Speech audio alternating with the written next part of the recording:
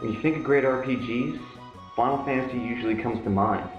Now, the first Final Fantasy game I ever played was Final Fantasy III on Super NES, but 6 in Japan. That confused me a lot, but that's besides the point. Amazing game. Even when I was a kid, I was addicted. I was hooked. I just wanted to know more. I couldn't even grasp, grasp. I should really redo that. I couldn't even grasp some of the concepts, but it was still great. It was a great game. A lot of memories with that one. I gotta say, not only is it one of the best Final Fantasy games, it's probably one of the best games ever made. And that's not just my opinion. A lot of people feel that way. So, no surprise, Final Fantasy XIII came out. I went, wow, it looks really good. I heard that they had someone that worked on Final Fantasy VII on this, so I'm like, this is probably going to be a return to the older games. Final Fantasy, the series, have been pretty stale lately, so, like I said, I picked it up, I started playing it. I was hooked. I was just, I was jamming out on it, fucking just playing and playing and playing, and then I realized something, a very important realization. I didn't like it. In fact, there were a lot of things I didn't like, and I started making note of these things. Now, I already got pretty far, so I had to beat it. But by the time I beat it, I had like this list of like, this game's shit, kind of thing. So I've been doing this review since the game came out. Now they're already coming out with Final Fantasy XIII 3. 3. Why? What's the point of it? Now, Final Fantasy XIII 2 did fix some things. It added some NPCs and a little bit less linear, but it's not that good. It's just wasted money. So here's my review of Final Fantasy XIII.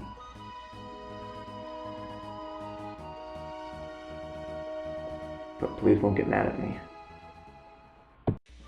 Alright, so this is Final Fantasy XIII. I mean, look at it. It's all beautiful, and you got a colorful cast of characters, and, it looks like a pretty good game. You know what? Why don't you just watch this opening cinematic and tell me what you think?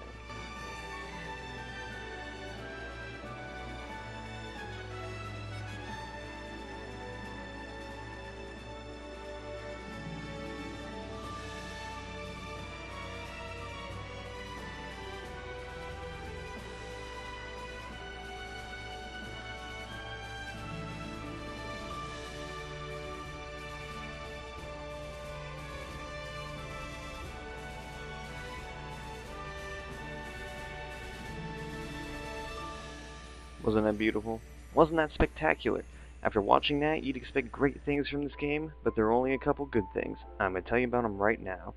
First off, let's talk about the customization of the battle system. Now, I'm not going to go over the I don't know how to pronounce it, but we'll go over I don't even know how to pronounce that either. Anyway, the battle system is really nice. You can customize a lot more, and you can go for extremely aggressive or defensive or a good balance between two magic or physical attacks. There's a lot more variety in this game, and definitely it's really nice. Also, it's not really a turn-based, but it is a turn-based, but it doesn't feel like a turn-based. I don't know. The battle system's actually overall pretty nice, and the only complaint I have is it gets a little bit tedious, and I find myself running away from battles more often than not. Another new thing that's really cool is the stagger system. You cripple the enemy's defenses, and it does twice the damage. You can basically eliminate them. Also, after every single battle, there comes this rating system where it rates you on how you did on the battle, and you get prizes that you can't get from anywhere else. Not prizes, items. They also did away with random battle encounters. Now you can choose to run in and do a preemptive strike, or you can choose to try to run away from them. But that's about it. That's about the only good thing in this game. I mean, the environments are so beautiful and you just want to interact with everything, but it's an extremely linear point A, point B kind of game. Even when you get to the Grand World of Pulse, Grand Pulse, whatever, which looks like this huge overworld, it's still point A to point B. It just feels less claustrophobic, I guess. There's not many side quests in this. All the items are basically on, this path or that path. I mean, look, if you look at your map right now, you go up, go up there, right there, that's where you need to go. It always shows you where you need to go no matter what. And, I mean, Chocobo, in the other games I thought riding them was pretty fun, but even this one, because there's nothing to do, it just kind of gets boring. It helps you get to higher places where you can get some items you can't get, but overall I really hate this game. It's just too fucking linear. I hate this game. I hate it. I hate it. Nothing else to say. No, I fucking hate it. Now you're probably thinking it didn't go into too much, and there's only like 3 minutes of actual game footage, but all the characters are very unrelatable, unlikable, Lightning and Hope especially. A lot of people complain about Vanille, but I actually find that she's one of the more likable characters, besides Snow. And Snow you just feel sorry for. But between unrelatable characters and unlikable characters, you've got a very linear game, a very point A to point B game. This game has been highly reviewed as a great game, or you have other people who have referred to it. JonTron.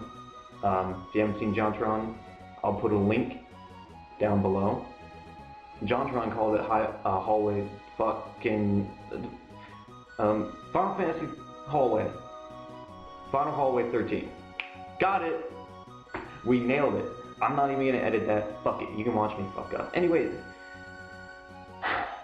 I can see what they were going for, and there were some good things about it, but overall, this is a pretty bad game, in my opinion. Now, that doesn't mean if you enjoyed it, then comment down below and tell me why you enjoyed it, and you might just change my mind and influence me to go pick it up again.